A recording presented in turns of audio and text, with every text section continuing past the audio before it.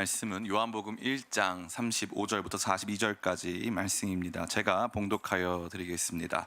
또 이튿날 요한이 자기 제자 중 두 사람과 함께 섰다가 예수께서 건의심을 보고 말하되 보라 하나님의 어린 양이로다. 두 제자가 그의 말을 듣고 예수를 따르거늘 예수께서 돌이켜 그 따르는 것을 보시고 물어 이르시되 무엇을 구하느냐. 이르되 랍비여 어디 계시오니까 하니 랍비는 번역하면 선생이라. 예수께서 이르시되 와서 보라. 그러므로 그들이 가서 계신 데를 보고 그날 함께 거하니 때가 10시쯤 되었더라. 요한의 말을 듣고 예수를 따르는 두 사람 중 하나는 시몬 베드로의 형제 안드레라. 그가 먼저 자기 형제 시몬을 찾아 말하되 우리가 메시아를 만났다 하고, 메시아는 번역하면 그리스도라. 데리고 예수께로 오니 예수께서 보시고 이르시되 내가 요한의 아들 시몬이니 장차 게바라 하리라 하시니라. 게바는 번역하면 베드로라. 아멘. 오늘 말씀을 함께 나누기 앞서서 제가 경험한 작은 소소한 일들을 좀 나누고자 합니다. 특별히 우리 교역자실이 있는 기쁨의 집 1층에 화장실이 있어요. 기쁨의 집 1층 화장실에는 보일러가 나오기 때문에 아무래도 기쁨의 집 전체에서 제일 쾌적한 공간이 아닌가 하는 생각을 들게 하는데요.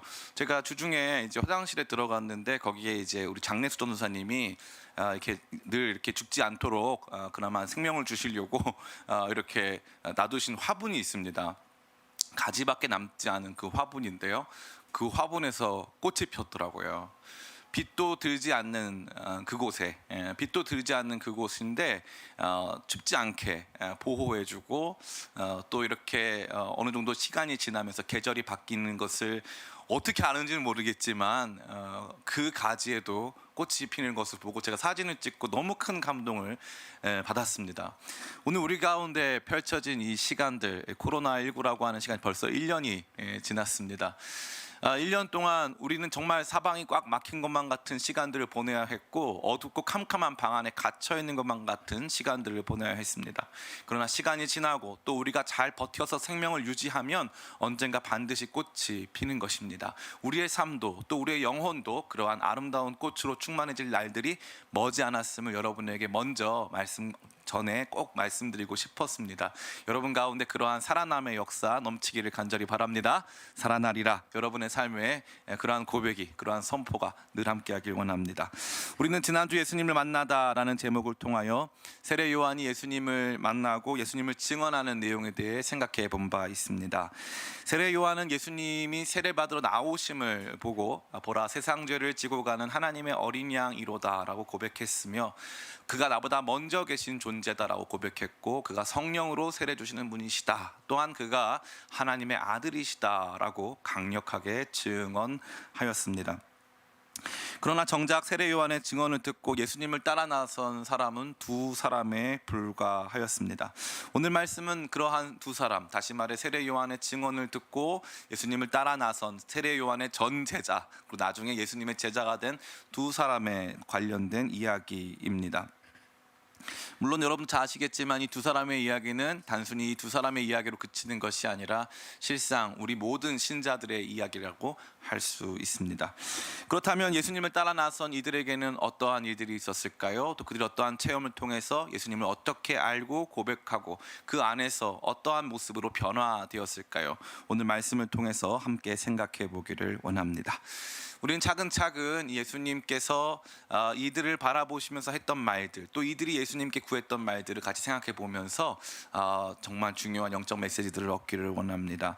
이들이 예수님을 따라왔을 때 예수님께서 보이신 것은 몸을 돌려서 그들을 보시고 그들에게 질문하신 것입니다. 저는 이 말씀이 참 좋습니다. 예수님 그냥 따라갔더니 예수님께서 그들의 따라옴을 그냥 받아주셨다는 게 아니라 몸을 돌려서 그들을 바라보시고 그들에게 질문했다는 것입니다. 우리가 믿음으로 발걸음을 내디딜 때 주님의 태도, 주님의 모습은 어떤 모습입니까? 우리가 주님을 아무리 따라가도 주님께서는 뒤돌아보지 않으시고 우리한테 관심 없으신 그 주님이 아니라는 사실입니다.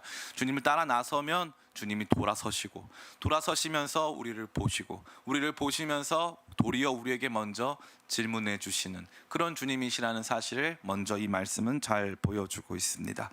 그 예수님께서 하시는 질문이 무엇이었습니까? 너희가 무엇을 구하느냐입니다.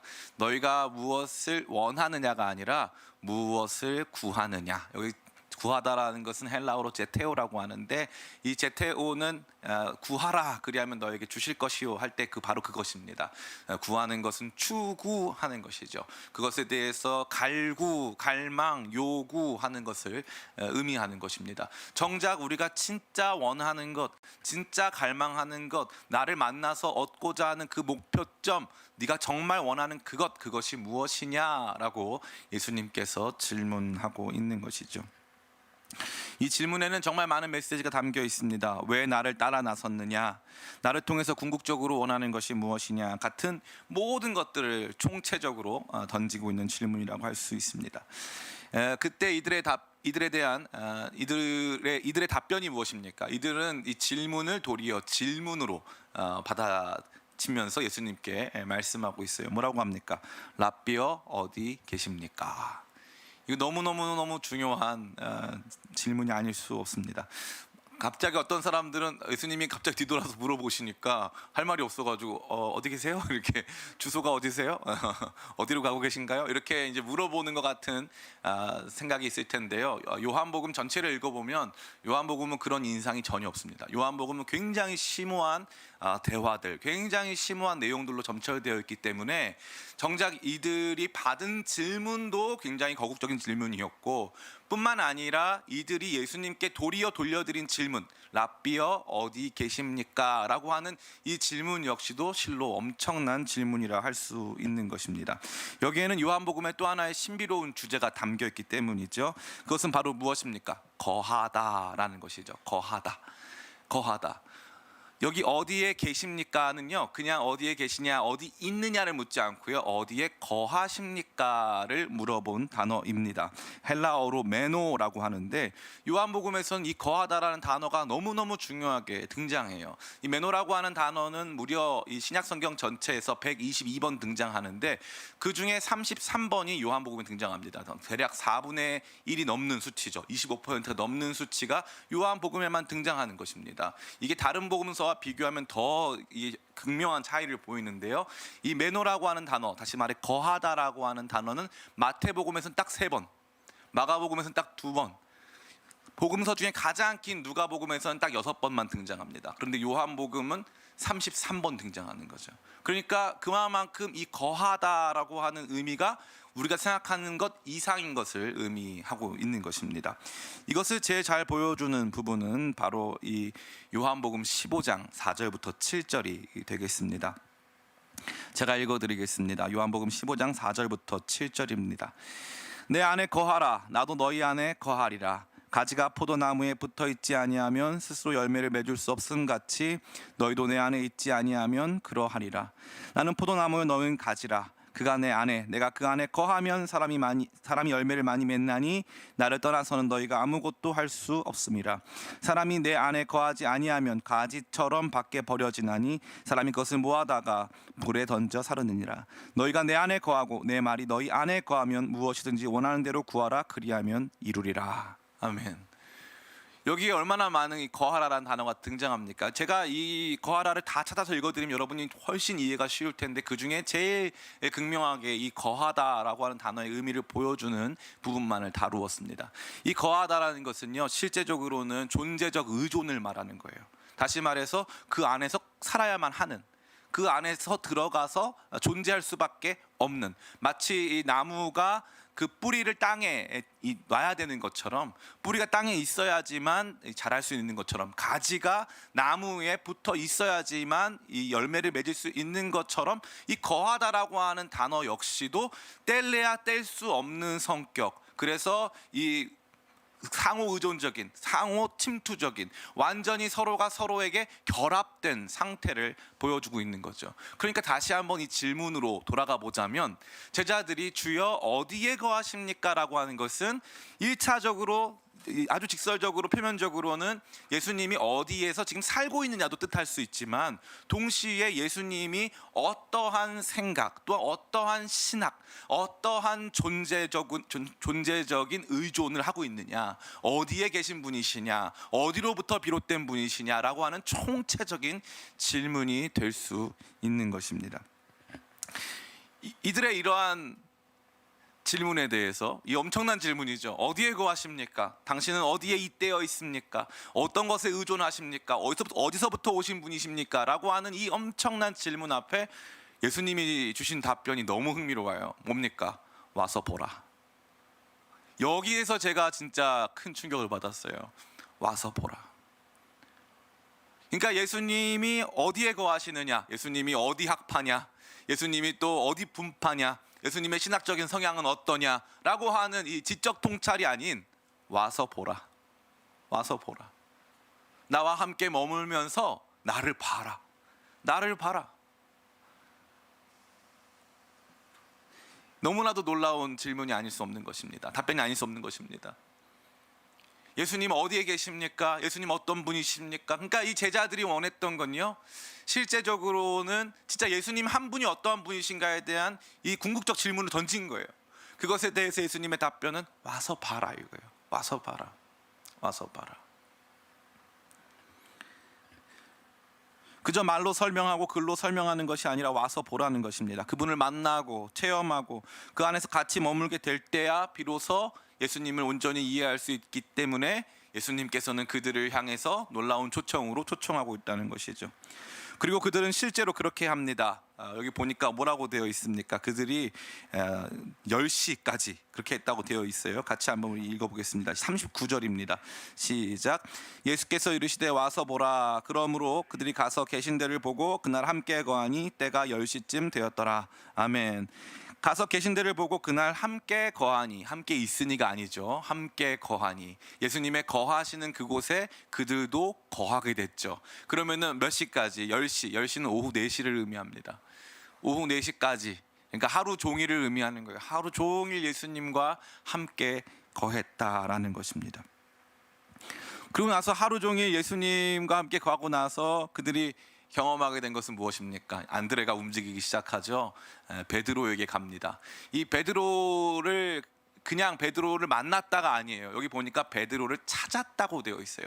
베드로를 찾았다. 베드로를 휴리스코, 발견했다라는 것을 말하죠. 41절입니다. 제가 읽어보겠습니다. 그가 먼저 자기 형제 시몬을 찾아 말하되 우리가 메시아를 만났다 하고. 아멘. 시몬 베드로를 찾아서 그냥 갔더니 거기 있더라가 아니라 시몬 베드로를 타겟, 목표로 해가지고 그거를 찾아 나선 거예요. 아, 우리 형이 이거 들어야 된다. 우리 형이 이거 알아야 된다. 이거 반드시 이 내용에 대해서는 누군가 들어야 될 사람이 있다 생각하고 그를 타겟으로 하여서 그를 찾아 나서서 그를 발견하여 그에게 예수님이 메시아라고 증언해 줬다는 것입니다. 자, 여기까지가 오늘 메시지의 핵심이 되는 것입니다. 자, 그렇다면 오늘 이 말씀을 통해서 우리가 얻어야 할 영적인 메시지들은 무엇일까요? 교훈은 무엇일까요? 첫 번째로 예수님은 우리를 와 보라로 초청하고 있다는 것입니다. 예수님의 놀라운 초청이 있다는 거예요. 이 여러 단계가 있는데요. 이들이 예수님을 따라 나선 단계가 있고, 예수님과 잠깐 만나서 표면적인 만남 속에서 대화를 나누거나 뭐 질문을 던지는 단계가 있었는데, 예수님께서는 그런 차원이 아니고 그들이 예수님의 거하심 안으로 들어와 함께 거하도록 그들을 초청하고 있는 거죠.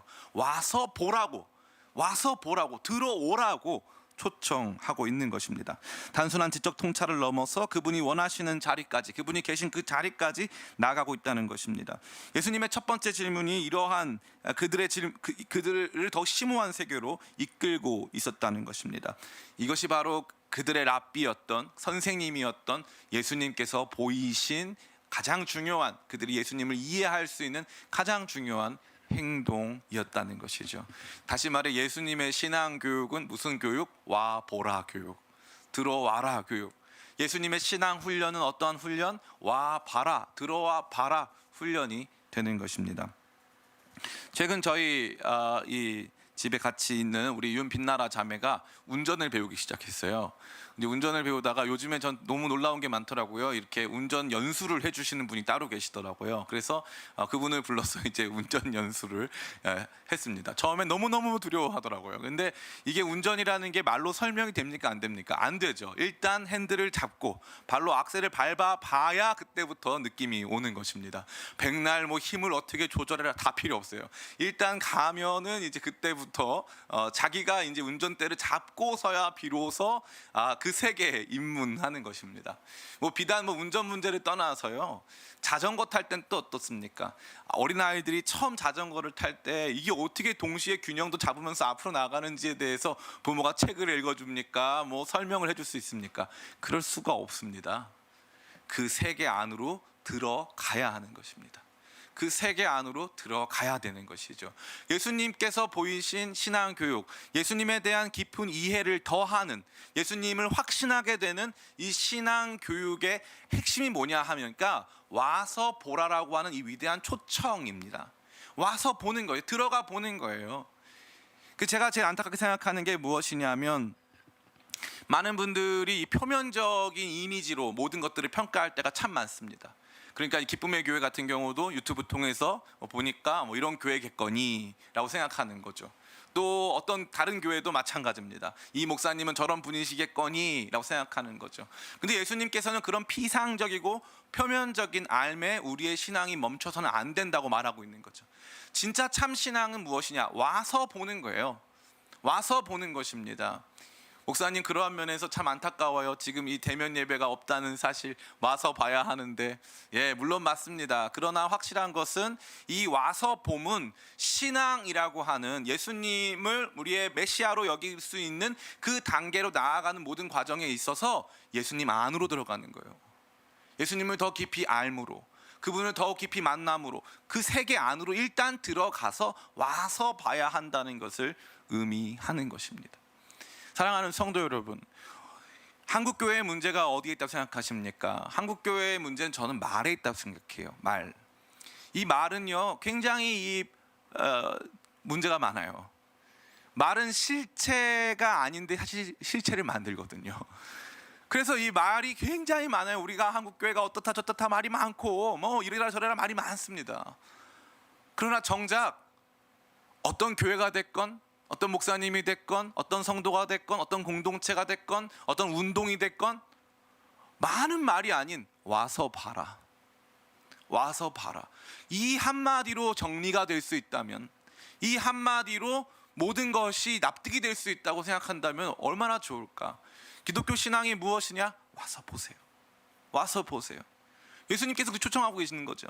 물론 뒤에 가면 또 빌립이 또 그런 초청을 합니다. 그러나 그것은 예수님께서 먼저 하신 초청에 잇대어서 그것의 이 연결점으로 하는 것이죠. 예수님께서 궁극적으로 우리 가운데 말씀하시는 것은 와서 봐라 이겁니다. 와서 봐라. 신앙 안으로 들어와라. 일단 들어와라. 해당 교회 안으로, 공동체 안으로 들어와라. 나와 함께 하자라고 하는 예수님의 위대한 초청이 예수님께서 오늘 우리 가운데 주시고자 하시는 참된 신앙 교육, 참된 신앙 훈련, 우리 가운데 확신을 만들어내고 바른 질서 안으로 들어가게 하는 그 출발점이 되고 있다는 것이죠.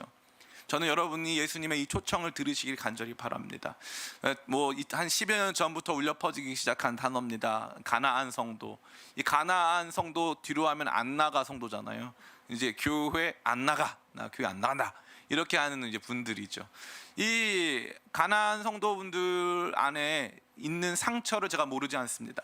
교회에 대한, 목사님 거 가서 봤는데 아니던데요 하신 분은 제가 다 이해합니다. 그러나 확실한 것은 와서 봄을 멈추기 시작하면 그때부터 우리의 모든 신앙적인 것은 관념에 머물기 시작합니다. 관념에 머물기 시작하면서 주의 몸된 공동체가 어떻게 변화되고 움직이고 살아나고 그 안에서 활동을 하는지에 대해서도 무감각해지는 거죠. 그래서 모든 것을 이상적으로만 판단하고 모든 것들을 그냥 단순히 지적으로만 다 미리 예단해서 그냥 다 정리해버립니다. 이건 좋은 거고 나쁜 거고, 이건 이래야 되고 저건 저래야 되고. 실제로 교회 안에 들어와서 활동하고 부대끼고 하다 보면 그때부터 진짜 교회가 사람 냄새 많이 나는 이 양들 우리 아닙니까? 양들 우리. 양 한 마리당 방 하나씩 줍니까? 그래가지고 들어가세요 해서 한 마리씩 방 줍니까? 아니에요. 같이 막 부대끼고 막 옆에서 같이 사료 먹고 하는 그 양의 우리 아니에요. 양의 우리. 거기에 우리가 들어가는 것입니다. 요즘에 제가 묵상하는 단어는 바로 울타리란 단어입니다. 우리 청장년부 공동체 이름이 울타리인데 너무너무 잘 정한 것 같아요. 이 울타리. 이 울타리 안과 밖은 사실 울타리라고 하는 것은 아주 담과 다릅니다. 그죠? 담은 완전히 막혀 있고 보이지도 않아요. 근데 울타리는요, 어떻게 보면 좀 약하잖아요, 그죠? 약한데 선 긋는 것 같죠, 그죠? 땅 따먹기 할 때 이 선 긋는 것 같은 느낌이에요. 아주 헐겁게 딱 그어졌고 아주 뭐 강하게 뭐 이렇게 펜스가 쳐져 있다기보다는 이렇게 어느 정도 이렇게 틀을 만들어 놓은 것에 불과한 거죠. 그런데요, 이 틀 안에 들어왔느냐 들어와 있지 않느냐가 많은 것을 결정한다는 거예요. 많은 것을 들어와 보면 그 안에서 부대끼면서 피곤하고 힘든 일도 있지만, 가정은 또 안 그렇습니까? 학교는 안 그렇습니까? 그런데 들어와 보면 그 안에서 또 누리는 것도 많아요. 그 안에서 알게 되는 경험이 훨씬 큽니다. 인간은 사회적인 존재예요. 그래서 이 사회라고 하는 울타리 밖에서 존재할 수 있습니까? 없어요. 존재할 수 없습니다. 나는 자연인이다 그만 보세요. 사회라고 하는 울타리 밖에 존재할 수가 없어요. 인간은 사회라고 하는 틀 안으로 들어오는 것입니다. 어떠한 과정과 단계 안으로, 어떠한 독특한 경험 안으로 들어오게 되는 거죠. 예수님 말씀하시는 거예요. 와서 보라. 그분의 몸된 교회 안으로 여러분 들어오시길 간절히 축원합니다. 우리 기쁨의 교회가 이 온라인 새가족 등록을 받는 이유는 우리 교회의 세를 불리기 위함이 아니에요. 사실 엄밀히 말하면 피곤합니다. 우리 교회 출석도 안 하시는 분인데 우리가 그분들의 교적을 관리해주고 행여나 그분이 문제가 생길 수도 있지 않습니까? 이단일 수도 있지 않아요. 그러니까 우리가 그 부분에 대해서 면밀히 생각해 봐야 될 필요가 있는 것 아니겠습니까? 그런데 제가 기도하면서 생각해 봤는데요, 지금 이 유튜브 영상 예배를 소비하는, 자기 교회가 그 서비스가 없기도 하거니와 또 그 교회 안에서 너무 지쳤기 때문에 다른 교회 영상 예배를 드리기도 하는 분들, 또 아니면은 이 신앙생활을 시작해 보려고 하는데 어느 교회 나갈지 몰라 하는 분들, 수많은 분들이요, 유목민처럼 어떠한 소속이나 어떠한 그 이 자리 없이 그냥 막 방황하고 다니는 거예요. 근데 그 중에 간혹 보면요, 이 유튜브에서는 아주 권위 있어 보이는 말씀으로 증거하시는데 그게 다 건강한 건 아니거든요. 그리고 그 말씀에 대한 소비가 결코 개인적으로 일어나서는 안 되거든요. 교회는 왜 필요합니까? 예수님 분명히 말씀하지 않으셨습니까? 내가 내 교회를 세우리니 음부의 권세가 이기지 못하리라. 예수님은 교회를 세우셨거든요. 교회라고 하는 공동체, 초대 교회 때부터 헬라파 히브리파 서로 싸우고, 고린도 교회에서는 막 아볼로파, 바울파, 게바파, 그리스도파 막 싸우는 그런 피곤한 공동체를 주님께서 만드셨거든요. 그래서 그 교회를 영광스럽게 해서 그리스도의 장성한 분량에 이르게 하면서 주님의 뜻과 계획들을 지금까지 이루어 오셨거든요. 교회는 무너지지 않습니다. 근데 이 교회라고 하는 공동체가 아닌 철저한 말씀의 소비자로, 개인적 말씀 소비자로 전락해가지고 이 교회라고 하는 틀을 배격한 채, 예수님을 알고자 하는 더 깊은 만남의 이 장소까지 들어오는 것을 완전히 배격한 채 그저 하나의 소비로만, 영적 소비로만 우리가 신앙생활하고 있다면 그것은 예수님께서 저와 여러분에게 원하시는 신앙적 모습이 결코 아니라는 것입니다. 머리로 하는 거 아니라는 거죠. 멀리서 피상적으로 하는 거 아니라는 거예요. 와서 봐라. 주여 어디에 거하십니까? 예수님의 철학은 어떻습니까? 예수님의 신학은 어떻습니까? 이 부분에 대해서는 당신의 생각은 어떠십니까? 주님의 생각은 이러한 것이다 저러한 것이다. 와서 봐라. 들어와라.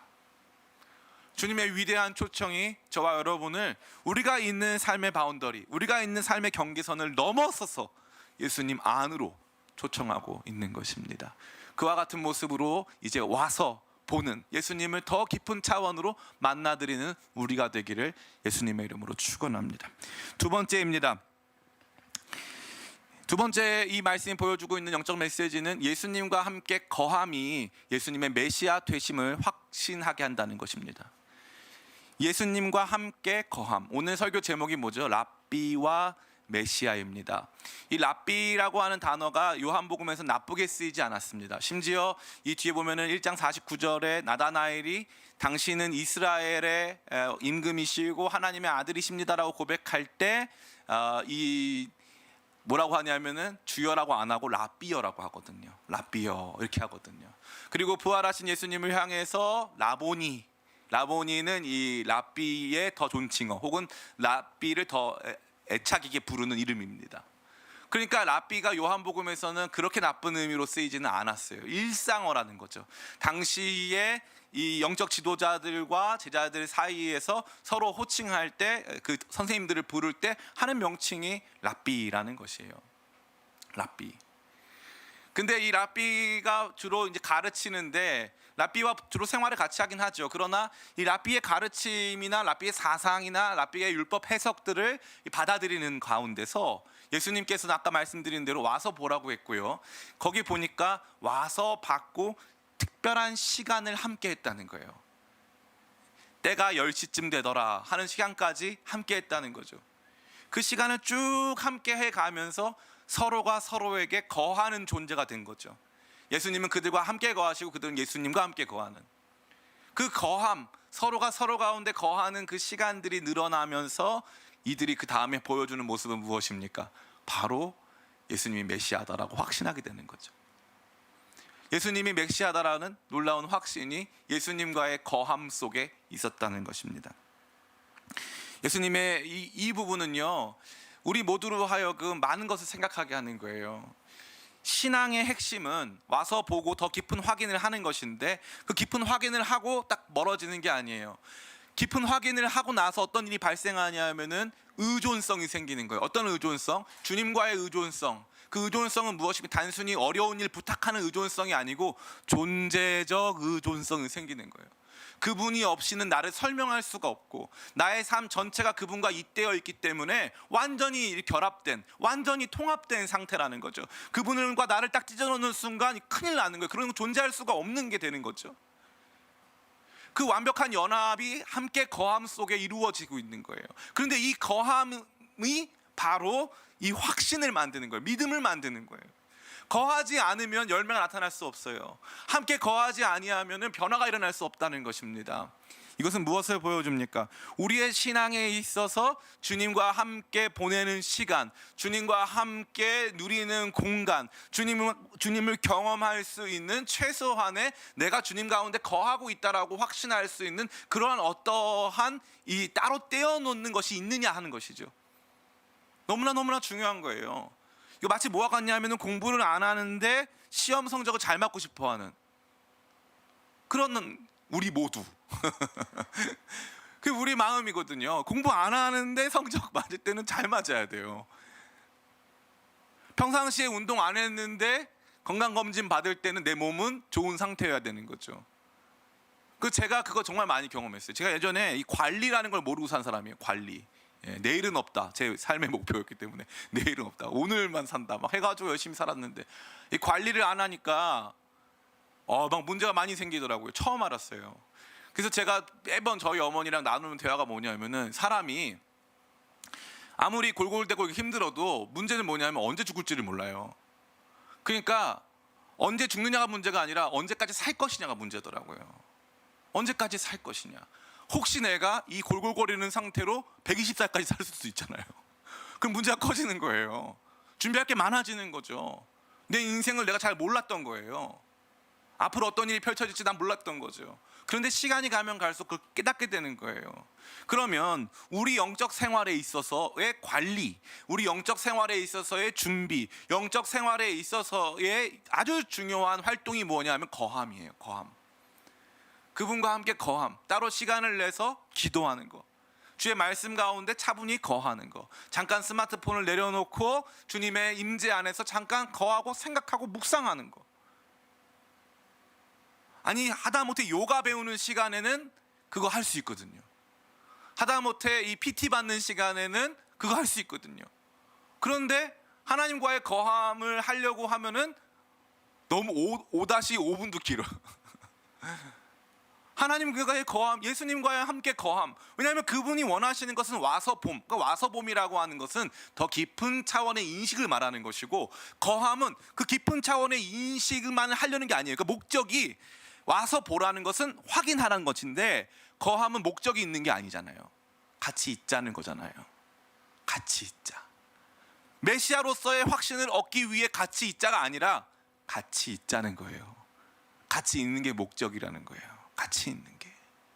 저는 이 말씀이 너무너무 좋아요. 너무너무 좋아요. 아, 목사님 그렇군요. 예수님이 원하시는 신앙 교육이 와서 보라는 거니까 더 깊은 차원으로 예수님을 알기 원해서 예수님 계신 그곳까지 나아가겠습니다. 나아가서 본 다음에 이렇게 여기 계시는구나. 예, 알겠습니다 하고 나온다는 게 아니에요. 같이 시간을 보내는 거예요.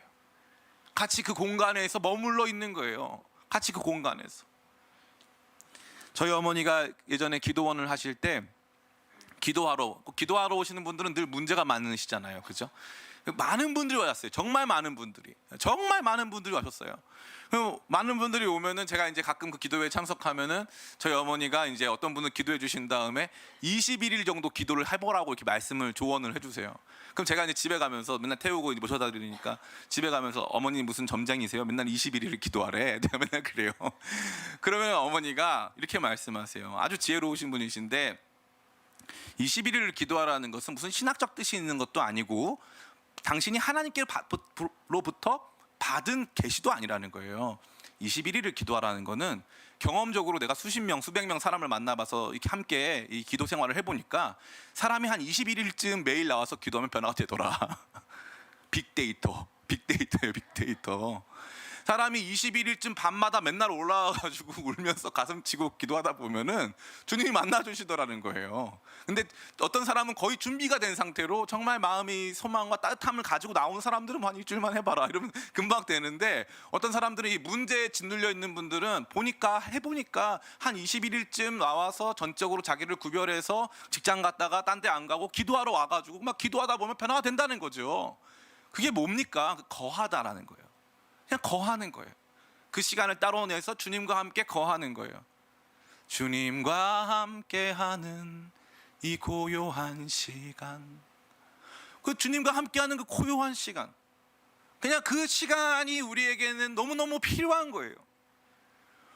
왜냐하면 그 주님을 알고 이해하고 그 주님에 대한 확신을 가질 수가 없는 이유가 뭐냐하면 목사님이 설교를 못하고 뭐 이 세상에 뭐 그것을 변증해내고 증명해낼 사람이 없어서가 아니고요. 내가 주님과 함께 거하는 시간, 주님 앞에 머물러 있는 시간, 주님의 말씀이 내 안에 있고 내가 그분 안에 존재하는 그 시간이 현저히 적기 때문에 나의 랍비이신 그 주님이 메시아다. 랍비는 일상의 호칭이에요. 일상의 호칭. 그러나 메시아는 역사적이고 신학적 호칭이에요. 이 일상적이신 분이 메시아다라고 하는 이 연결점, 그게 바로 중심에 거하다가 있는 거예요. 거하다. 그 주님과 함께 거하는 그 시간이 있어야 돼요. 그 공간이 있어야 돼요. 완전히 나 자신을 구별해내서 주님과 함께 머물러 있는 그 시간이 필요하다는 것입니다. 이 예배 시간만큼이라도, 오전에 어떠한 시간, 또 오후에 어떠한 시간, 저녁에 어떠한 시간만큼이라도, 아니면 1년 중에 며칠만이라도 그 주님과 함께 거하는 그 시간이 반드시 필요하다는 것입니다. 제자훈련을 지난번에 했었는데, 그때 이제 아주 이렇게 친해지기 전에 몇몇 지체들이 제자훈련 이 과제 중에 기도원 갔다 오기가 있었거든요. 저는 이제 다 못할 줄 알았는데 몇몇 지체들이 이제 갔다 온 거예요. 갔다 와서 해주는 간증이 다 너무 좋았어요. 해주는 간증이 혼자 가서 이제 기도원 가가지고, 기도원 근처 맛집도 저한테 소개시켜줬는데 기도원 가가지고 기도하면서 하나님 자기를 바꾸셨다는 간증이 참 많아요. 그럼 저는 그거 보면서 그게 그 기도원이 영험하거나 제가 특별한 목사여서가 아니고요, 그게 무슨 기도원 운동을 제가 장려하는 것도 아니고 기도원 집회에 참석해가지고 불 받아라 이 뜻도 아니에요. 삶의 시간을 떼어내어서 주님 앞에 머무는 그 순간, 주님 앞에 나 자신을 드리는 그 순간, 그러한 순간과 그러한 경험들이 축적되어서 주님과의 데이트가 많아져야 주님을 더 온전히 이해하고 결혼까지 가는 거 아니에요. 그런데 주님과의 데이트가 없어. 그럼 주님을 확신을 못해. 그래가지고 주님과의 결혼이 망설여지는 상태란 말이에요. 주님과의 데이트가 있어야 되는 거예요. 주님과 영화도 보는 거예요. 여러분 뭐 데이트하면 대단한 거 하시는 줄 압니까? 뭐 별거 안 해요. 데이트하면 다 뻔합니다. 다 뻔해요.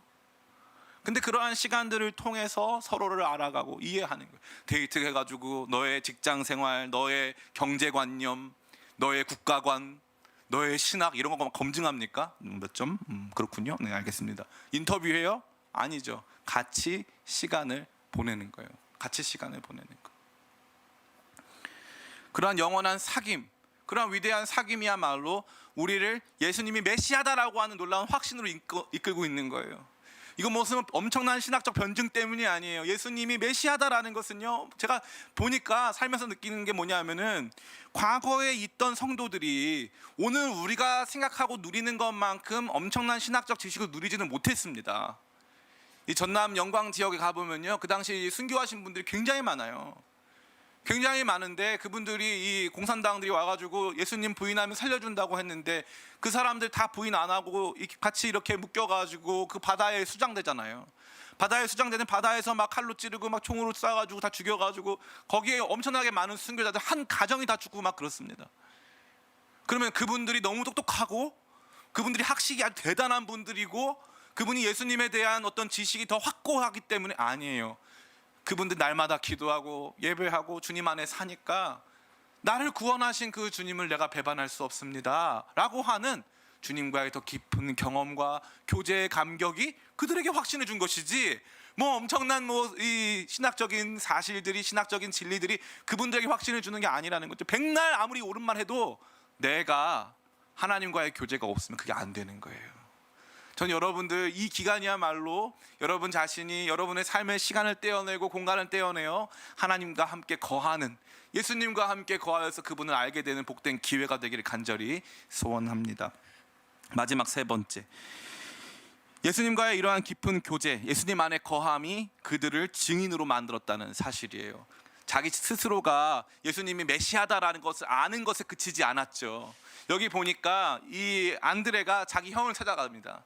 그냥 형을 가서 만났다고 되어 있지 않아요. 휴리스코. 휴리스코는요, 우리 여러분 혹시 그런 말 들어봤어요? 유레카 이런 말 들어봤어요? 유레카 똑같은 단어예요. 휴리스코는 바로 찾다라는 뜻이에요. 찾다. 어딨지? 우리 형 베드로가 어딨지? 이거 알아야 되는데, 이거 알아야 되는데, 우리 형이 이거 들어야 되는데, 우리 형도 이 사실을 알았으면 좋겠는데, 우리 형도 예수님 안에 거했으면 좋겠는데 생각해가지고 안드레가 형을 찾아가는 거예요. 이거 누가 시켰습니까? 안 시켰어요. 이거 안 하면은 뭐 무슨 벌을 받습니까? 이거 하면은 뭐 구원이 더 확실해집니까? 아니요, 그런 적 없어요. 그런 적 없어요.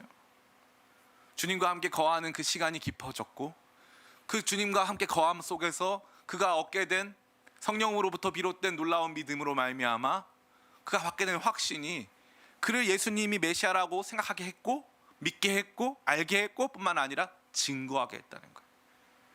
저는요, 이 말씀이 너무너무 좋아요. 제가 예전에 군에 있을 때 전도 폭발이라는 훈련을 집중적으로 받은 적이 있어요. 그 당시에 저 그 참 큰 도전이 됐고 지금도 전도 폭발 나쁘다 생각하지 않아요. 전도 폭발 아주 좋은 프로그램이에요. 다만 아쉬운 것이 있어요. 우리가 그 전도 폭발 훈련을 생각할 때 전도 폭발 훈련을 받으면 나는 사명자가 된다, 혹은 전도 폭발 같은 훈련을 받지 못해서 나는 아직 복음을 전하는 데는 좀 어려움이 있다, 이렇게 생각한단 말이에요. 그러니까 다시 말해서 어떤 특정한 전도와 관련된 훈련과 프로그램이 존재하고 그 전도와 관련된 프로그램들이 우리를 어떠한 다른 종류의 사명자나 전파자로 만들 것이다 라고 하는 생각이 있다는 거죠. 근데 여기 보니까 안드레는 전도 폭발 훈련 안 받았던데요. 1기가 아니에요, 이분들이. 예수님과 함께한 전도 폭발 훈련 1기 이거 아니에요. 전도 더 해야 된다라고 하는 교회에서 어떤 상금 걸고 하지 않았어요. 예전에 보면 교회에서 전도 대회를 했어요. 여러분 상상도 안 되시겠지만 젊은 분들은 그 청소년부 같은 경우는 1등하면 자전거 주고, 우리 장년부 같은 경우는 1등하면 가전제품 줬어요. 그런 교회가 많았습니다. 그럼 어떤 분들은 막 70명도 하고 80명도 하고, 어린 친구들 같은 저희 또래 친구들은 막 20명, 30명 전도했어요. 자전거 받고. 오늘날에 그건 할 수 있을까 싶긴 한데 좀 너무너무 신기해요. 그러면 옛날에 문준경 전도사님 같은 신안군 전도하시는 그런 분들 같은 경우, 그러면 그분들이 가전제품 받으려고 전도 열심히 했을까요? 그렇게라도 해서 전도를 시키는 게 맞을까요? 저한테 물어보신다면 그것은 틀린 것입니다. 사명자가 되기 위해 필요한 것은요, 주님과의 교제예요. 주님과의 교제는 나 자신 안에 예수님에 대한 확신을 불러일으킬 뿐만 아니라 주님과의 교제가 우리를 세상 가운데로 나가게 한다는 거예요. 많은 메시지를 내포하고 있죠. 예를 들면 나는 주님과 교제를 하는데 세상 가운데는 안 나간다. 그런 문제가 있는 거예요. 그죠? 나는 확신을 하는데 세상에는 복음을 전하지 않고 있다. 그런 문제가 있다는 뜻이에요. 나는 주님과의 교제는 없지만 세상에 나가서 복음을 전해야만 한다. 그것도 문제가 있는 거예요. 자연스러운 맥락이 없는 거예요. 자연스러운 맥락이. 밤 깊도록 동산 안에 주와 함께 있으려 하나, 괴로운 세상에 할 일 많아서 날 가라 명하신다. 이 찬양 보면 너무 명확하잖아요. 주와 함께 그 장미꽃이 있는 그 정원에 머물고 있었는데 주님과의 교제가 나를 가라고 말씀하고 있는 거예요. 저는 이 말씀이 너무너무 좋아요. 안드레의 모습이 너무너무 좋아요. 가서 니네 형 베드로 데리고 와. 그런 적 없어요. 전도해. 그러신 적 없어요. 내가 그분과 교제하면서 그분이 메시아 되심을 경험했을 때 그제 그 불타오르는 가슴으로 내 사랑하는 형에게 가서 복음 전해야 되겠다라고 생각해가지고 복음 전하는 거예요. 오늘날 저는요 너무 안타까운 게 있어요. 많은 선교단체가 있고요, 교회에서 많은 프로그램들을 진행합니다. 자꾸 거기서는 우리 보고 뭐가 되라고, 어떻게 하라고 계속 말을 해요. 교회는 뭘 하고 뭐가 돼야 되는 곳이라고, 더 변화가 돼야 된다고, 더 어떻게든 나아가야 된다고. 좋은 거예요. 맞는 말이에요. 그러나 그 동기와 출발점이 잘못됐어요. 이 프로그램을 하지 않으면 그게 안 된다, 혹은 그러한 상태라면 반드시 이 프로그램을 해야 된다, 그런 건 없습니다. 그런 건 없어요. 그것을 고정하거나 그것을 절대시하는 것은 완전히 잘못된 것입니다. 도리어 정작 주님 안에 거하기 시작하면, 참다운 거함이 일어나기 시작하면, 내가 너 안에 거하고 네가 내 안에 거하면, 내 말이 너 안에 거하고 네가 내 안에 거하면, 그러면 변화가 일어나고 역사가 일어나고 활동이 일어나고 뭔가 우리가 생각하지 못했던 놀라운 일들이 일어나기 시작한다는 것입니다. 사랑하는 성도 여러분, 지금 한국 교회는요 역사상 우리 한국의 복음이 전파된 이 시기부터 지금까지 역사상 가장 어려운 시기를 맞고 있어요. IMF보다 더 어려운 시기를 맞고 있습니다. 이제는요, 제가 한 사진을 봤는데 이 광주에서 이 코로나 확진자가 어떠한 이 특정 교회, 선교회를 통해서 많이 확산이 되니까 한 사진인데 정말 그건 이 퓰리처상 받아야 되는 사진이에요. 그 뭐냐면은 그 교회 간판에다가 어떤 사람이 계란을 투척하는, 저 그거 보면서 엉엉 울었어요. 이게 오늘날의 한국교회예요. 오늘날의 한국교회. 눈을 뜨시기를 바랍니다. 눈을 뜨시기를 바라요. 우리 자신이 믿음을 지키는 것도 중요하지만 우리로 말미암아 하나님의 이름이 어떻게 취급받고 있는지가 너무너무 중요한 거예요. 너무너무 중요한 거죠. 사도행전에 보니까 사람들이요, 예수 믿는 사람들에 대한 두려움을 갖고 있어요. 예수님 믿는 사람들에 대한 근본적인 존경심을 갖고 있다는 거예요. 이 사람들 대단한 사람들이다. 그런데 오늘날은 그게 없는 거예요. 저 말쟁이들, 저 위선자들, 저 이기주의자들, 그러면서 세상이 교회를 향해서 계란을 던지는데요, 저는요 그 계란을 던지시는 그분 마음이 너무 아픈 것 같더라고요. 그분이 못된 사람이었고 뭐 나쁜 사람이어서가 아니라 너무너무 자기 삶이 힘들고 어려우니까 어떻게든지 살아보려고 했는데 그 모든 것들을 좌절시키는 그 중심에 교회가 있다고 하니까 너무 실망스러운 거예요. 너무 실망스러운 거예요. 그럼 여기에서 우리가 마주대한 이 시대 속에서 우리가 이 시대를 돌파하는 방법이 뭘까요? 훈련 더 많이 받고요, 더 많이 전도하고, 더 많은 선교 사역을 펼쳐야 돼서요? 아니에요. 하나님이 멈추라고 하시면 멈추면 돼요. 멈추고 어떻게 해요? 와서 보라. 주님 어디 거하십니까? 나 여기 거하니까 너도 와서 봐. 그러면 주님 거하시는데 나도 가서 같이 거하고, 주님과 함께 시간 보내다가 주님께서 원하실 때, 혹은 내 마음이 감동될 때 나와서 형 찾아서, 형 나 메시아 만났어. 우리 랍비 그분이 메시아야. 저는 이 말씀이 너무너무 좋습니다. 대단한 훈련, 대단한 교육, 뭐 엄청난 일들에 대한 구호를 외치지 않아도 주님과의 교제와 사귐이 우리에게 이 엄청난 확신을 줄 뿐만 아니라 우리를 참다운 사명의 현장으로 이끌고 있음을 여러분 분명히 보시고 분별하게 되시기를 예수님의 이름으로 축원합니다. 이제 말씀을 마칩니다. 오늘 설교 제목과 관련된 언급으로 말씀을 맺기 원합니다. 오늘 설교 제목은 랍비에서 메시아로가 아닙니다. 랍비와 메시아입니다. 이것은 예수님이 당신을 따르는 제자들에게 보이신 두 가지 존재의 모습을 다 반영하고 있습니다. 예수님은 그들의 랍비, 다시 말해서 일상적이고 친근하고 그들과 함께 해주시는 랍비셨습니다. 그분을 랍비로 모신 사람들, 그래서 그 랍비 되신 주님과 함께 거하고 교제한 그 사람들이 예수님을 메시아로 고백한 거예요. 일상을 함께하는 그 주님과 주님께 질문하고 그 주님께 답을 듣고 다시 그 주님의 질문을 받고 하는 이러한 과정과 대화와 교제와 사귐 속에서 그들은 그 일상을 넘어선 역사적으로 또 이 전 지구적으로 또 신앙적으로 가장 중요한 그분이라는 사실을 점차적으로 확신하게 된 것입니다. 이와 같이 예수님과의 일상적 교제, 일상적 만남, 그분 안에 거함이 없이는 우리는 예수님을 메시아로 부를 수가 없어요. 예수님에 대한 확신을 가질 수도 없을 뿐만 아니라 사명의 현장으로 나가는 것은 불가능합니다. 혹시 여러분 사명의 길이 막히셨습니까? 이 시간은 저와 여러분이 예수님 가운데 거하는 시간으로 삼기를 축원합니다. 그래서 나의 랍비 되신 그 주님, 내가 질문하면 대답해 주시고 또 나에게 질문해 주시고, 너 무엇을 구하느냐, 너 무엇을 추구하는 존재로 살고 있느냐, 너 어디 가고 싶으냐, 나한테 와라, 와서 봐라 라고 말씀하시는 그 주님과의 교제와 만남이 더욱 풍성해질 때야 비로소 우리는 더 큰 확신 속에서 우리에게 필요한 자리로 나아가 베드로 찾아가가지고 내가 메시아를 만났다 증거할 수 있는 줄 믿습니다. 그러기에 일상을 함께하는 우리의 랍비 되신 그 주님, 우리와 함께 하시는 그 주님을 더 깊이 누리고 만나고 그분 안에 거함으로 말미암아 그분의 메시아 되심, 그분의 하나님의 아들 되심을 날마다 선포하고 날마다 자랑하고 날마다 확신하는 저와 여러분 다 되시기를 예수님의 이름으로 축원합니다. 제가 기도하겠습니다. 아버지, 한국교회가 지난날